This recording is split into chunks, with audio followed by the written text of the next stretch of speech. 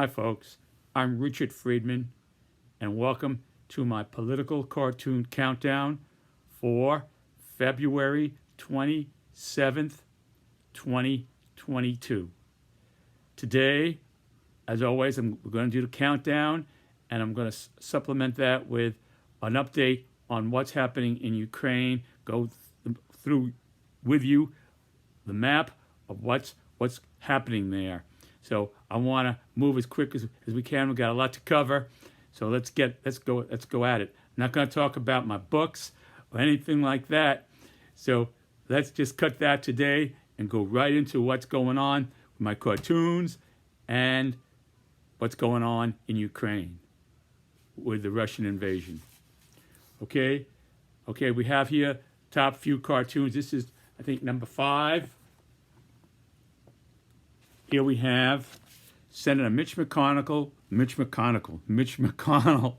Republican Kentucky, says the Biden administration's highly controversial pullout from Afghanistan was, quote, an invitation for Putin to move on Ukraine.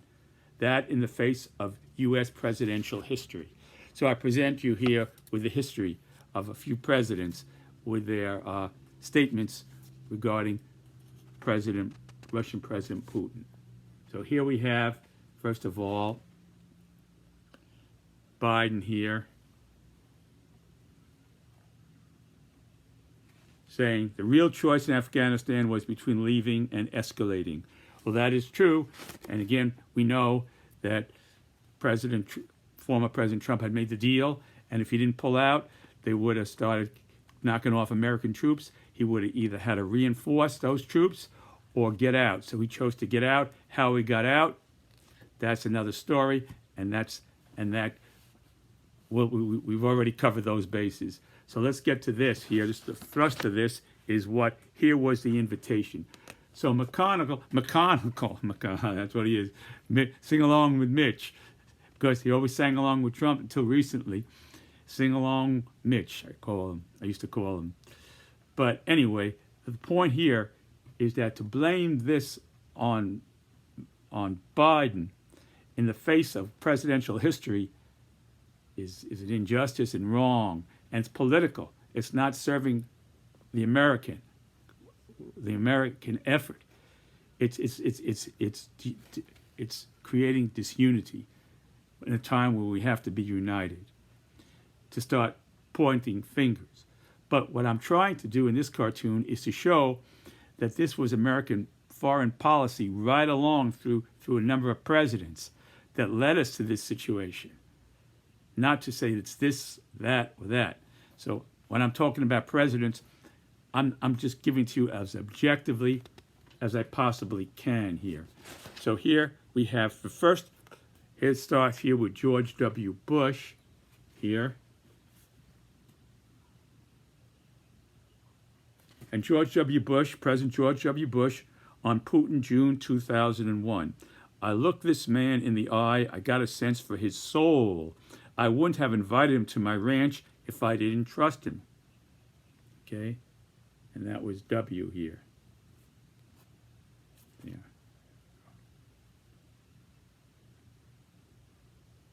Okay? And there's Putin here. He said, if I didn't trust him, I wouldn't have invited him to my ranch. Yeah. Okay? Looked him in the eyes. Saw his soul. Okay? Then we have President Barack Obama. March 26, 2012, on live mic. He didn't know the mic was live, and he was speaking to then President Medvedev. Okay? Outgoing President Medvedev, because Putin shortly after that was taking over the presidency. I will have more flexibility on missiles after the election. So Obama was signaling to Medvedev that how he right now, basically before the election, he needs to take a stronger position on missiles to get elected. And after the election, maybe I don't have to be so tough on you people about missiles and stuff after the election, because I'm already elected second term. I can't be elected for a third term. So that's what he's basically saying. You know, that's the political card, no matter, you know. So that was there, and then Medvedev says, "I will pass this on to my successor, Vladimir Putin." So President Obama didn't know that the mic was hot, that it was on, so he was just trying to convey a message from Medvedev to give to Putin that he'll be open for discussions, take a more easier stand on missiles after the election is over and he's reelected president. That's the only way to look at it. Okay, there. That's Medvedev, and he's going to pass the information on to incoming President Putin.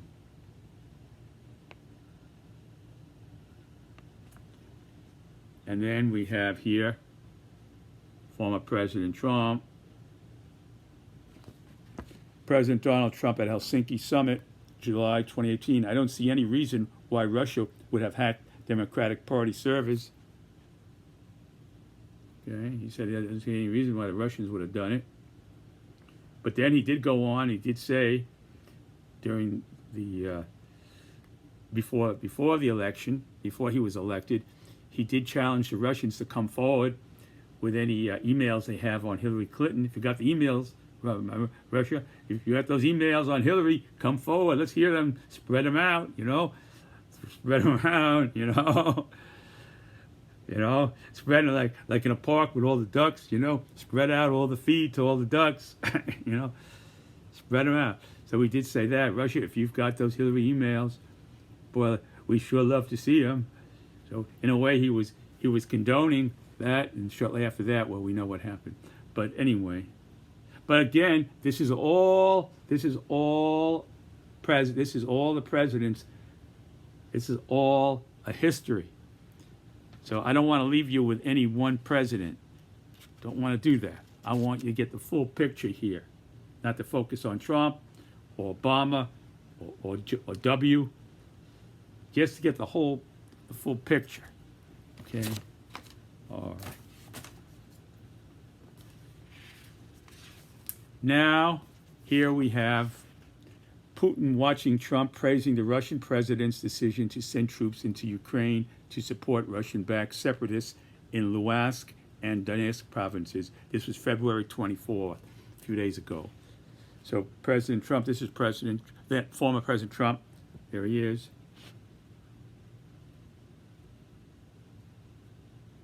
Word for word. This is word for word. You got to say, that's pretty savvy. This is genius. And he's going to go in and be a peacemaker. That's the strongest peace force I've ever seen. They're going to keep peace, all right? We could use that on our southern border, former President Trump said. And then I drew here Putin watching these states. These are the border states here. You got California, Arizona, New Mexico, and Texas, the border states. And Putin's looking at that, and he's making an order after hearing President Trump. This is my cartoon now, okay? He's making an order there in my cartoon. Only in my cartoon does this happen. Okay, I want an investigation on how many Mexican Russian-speaking people live in these U.S. border states of California, Arizona, New Mexico, and Texas. Well, President Trump said he would like to see something like this on the border. So I gave it to him here in a cartoon. Here it is on the border. You got something here on the border now. You got Putin interested in the border states. Okay? There, okay? So Trump kind of ordered this cartoon. You know, he ordered this off the menu. So I delivered it.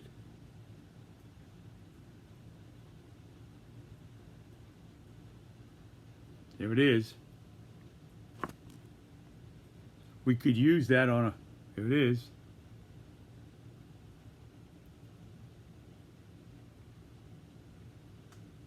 Okay.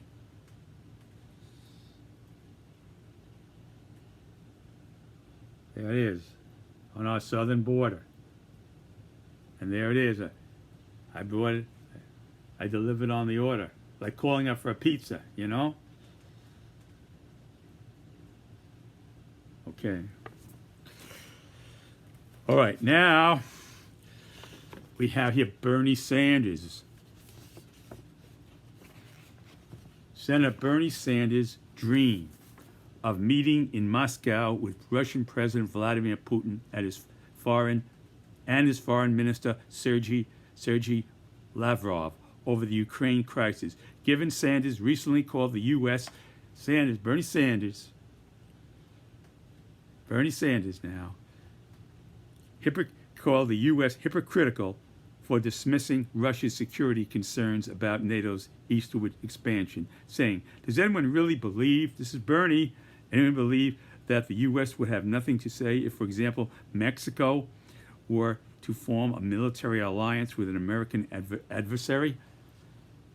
So he's equating what NATO, which is a peacekeeping force, united peacekeeping force, as if they were a country, like a foreign country coming into Mexico to try to create problems for the United States. And he's putting that moral equivalency on that with NATO, which is a peacekeeping force, which we see today how valuable it is to keeping the peace, and what we would be today if we didn't have NATO. We could be on the brink of nuclear war. You know, for real. So where's Bernie coming from? I don't know, but you know, so I drew the cartoon again. Bernie ordered up this cartoon, so I gave it to him, and here it is. So here's Bernie at the long table, President Putin's long table. There's Bernie. Let's zoom in on Bernie. Here he is. And there's Lavrov. And there's Putin at the head of the table. Let's go there. Okay, there's the table.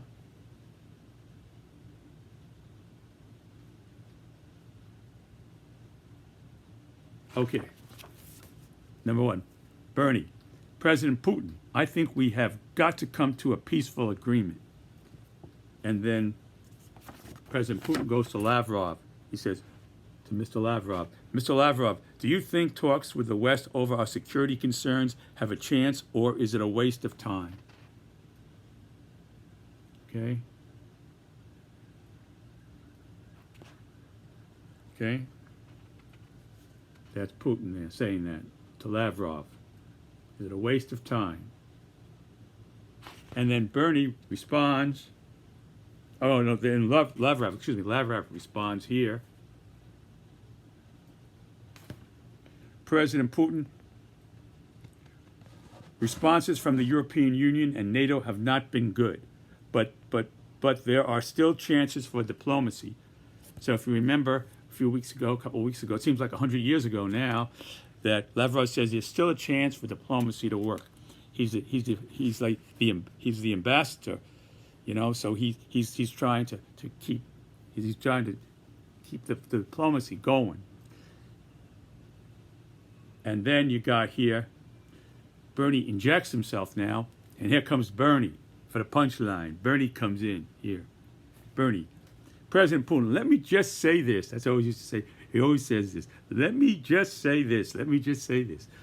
I agree with some of your security concerns. As he said before, he agrees that America that NATO is getting very aggressive, you know, like they were a country. Or I will speak with President Biden about a deal with Mexico to permit Russian forces on its border with the U.S. to give you some security leverage. So he's going to propose a deal that he'll try to work a deal with Mexico to get some Russian forces on our border so that we'll be threatened the way he's threatened, and that'll balance things out. That's Bernie's plan for peace, okay?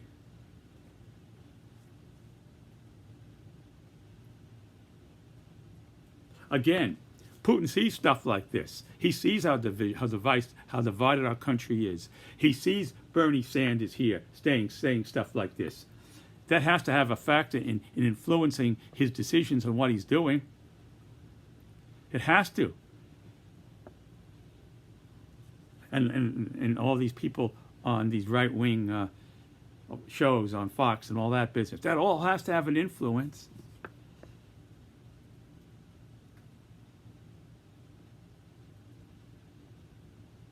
But Bernie, he gets something here when he makes the moral equivalency between NATO and between having an enemy force on our borders, making the moral equivalency. Well, there you go. Okay.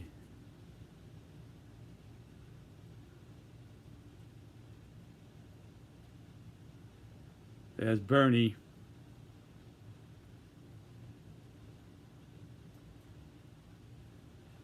All right, Lavrov. Even Lavrov don't want to look at him. Okay. All right, now,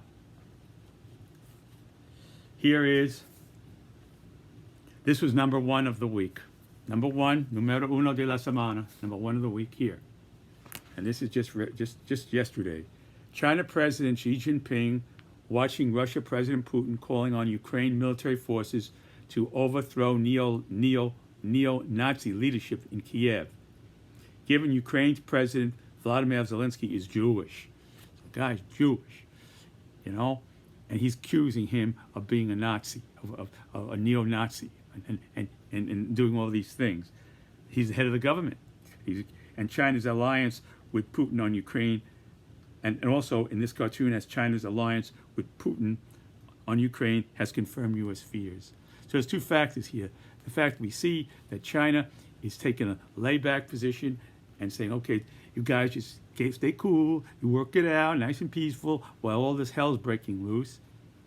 Okay? And now you have Putin calling the Jewish leader, who now this man is willing to stay there in all the threats. Putin, because I heard that they asked Lavrov if Zelensky would be in danger of losing his life, and Lavrov says, well, our forces have no problem. The Ukrainian people are going to be fine. They have nothing to worry about. So who has something to worry about? They're going to decapitate the head of the government. That's what it appears to be. So Lavrov wasn't too reassuring about the future of the president,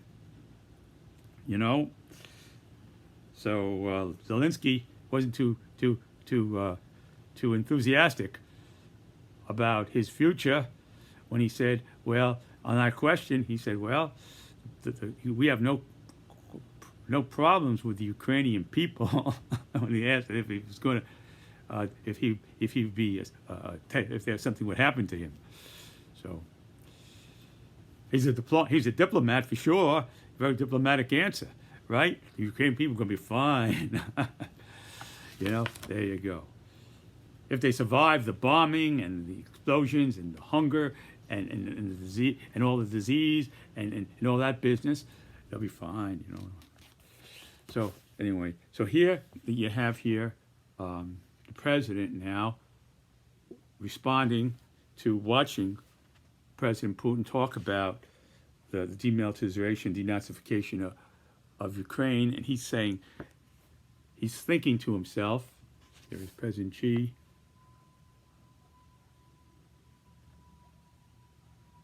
and he's watching,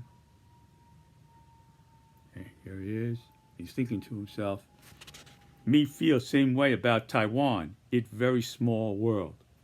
So obviously, when the time comes for President Xi to go into Taiwan, the time will come, then President Putin will have the same posture, let them talk it out between the two, let Taiwan and China talk it out, and the same approach. So this is the pact, the Olympics that was kind of made at we saw at the Olympics, the Chinese Olympics, the pact that they photographed well together, Putin and Xi, President Putin and President Xi took a nice photo, and there they are. I mean, they're watching. He's watching him up there.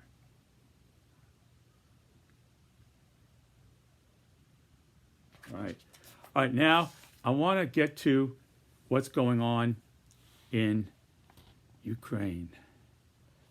Now, first of all, I don't want to leave out the great heroism of those fighting military men on Snake Island over here. Here was Snake Island. I drew that in. This was Snake Island. And these men were right over here, okay, guarding the island. And in come the Russian warships, and the Russian warships signaled to them to drop your weapons, Russian warships. And they answered back, F. Russian warship. And that was the last that was heard from them. Zelensky, I think, said they were killed. Other people say they're still alive. The bottom line is they haven't been heard from since that F. blank blank. They haven't been heard since then. So that was the last word that that mankind heard from those people. So you figure it out. Okay. So here it is.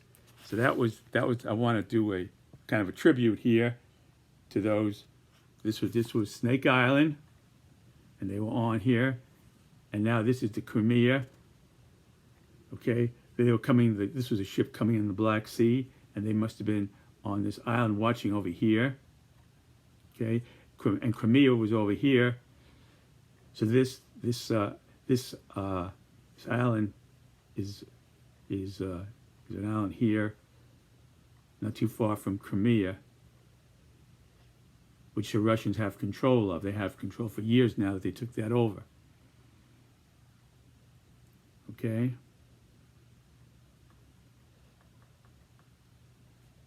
So they went through here, and this area here, they have this area here that they went through. They came through Crimea, and they captured this area. Now, the other day we heard that they declared independent Donetsk and Luhansk. They declared that to be independent territories, separate republics of their own, under the flag, basically under the sphere of influence of Russia. And so they declared that as independent territories, republics. So that was their first step in capturing this area. And once they did that, you could say they have that, Donetsk, and now they're fighting in the outskirts of Kharkiv. So they're going to complete this whole section now. It's time to take over Kharkiv now. Now that they've done that, that was like the groundwork. That was the groundwork towards taking this whole area that includes Kharkiv. So they're fighting the outskirts of Kharkiv. They're putting up the Ukrainians are putting up a great fight. They haven't gotten to the city. They haven't gotten Kharkiv yet. But I don't know. From what I hear, that it's not. They're still fighting there, and the Russians are in the outskirts of the city, trying to get in, and the Ukrainians are fighting back. That's as far as I heard. So that's that. So that's what's going on here in this part of the country, and that's you got to figure that here, okay. So that was here. That was coming in from Russia here. Taking Kharkiv is coming in from Russia, and then you got the Russian Belarus forces coming in, and they're probably the ones that are hitting Kharkiv, the capital. Okay. And then now they also have the Sumy region up here. The Sumy region is now in Russian hands. Okay. And this area here, just under Belarus, is in Russian hands. So you see what's happening here, It's like it's like cooking. See, it's all gradually turning red. You see here. Okay. Now, what's going to happen probably is eventually these forces here will head out this way, and eventually. But the thing about it, what they're saying, is that once you got the geography, you got the territory. How do you keep the territory? And they say the Ukrainians are going to keep fighting back, and you're going to You're going to have street fighting, and it's going to be a slug out, an eternal slug out, and that's where the battle will be fought. The battle will be fought in the cities, and on the land is where the battle will be. Before, if they could take over, they could come in with all this armaments, the tanks and the planes, and drop the bombs, and take over, but then and put in their own puppet. But they're not going. If the Ukrainians don't accept this and they continue to fight on, you're going to have an insurgency, and it's just going to be an onward slug. It's going to be a slug out, and it could end up to be another Russian Afghanistan, where they finally get fed up and go home after losing all those men. So that's what people are saying. That's where the battle will be fought. The battle will be fought in the streets, in bedrooms and in basements and on rooftops. That's where the real battle will be fought for Ukraine. So there you have it, folks. I want to thank you very much for watching my political cartoon countdown and my update on Ukraine here. And there, take another look and see what's happening so you can see what's going on. You can see how vital Belarus was to them, because they came right in there. Belarus was very important to the Russians. So I want to thank you very much for watching my presentation today, and God bless you, and God bless America, and my prayers, and all our prayers should be with the Ukrainian people now. Take care, folks, and I'll see you again. Bye.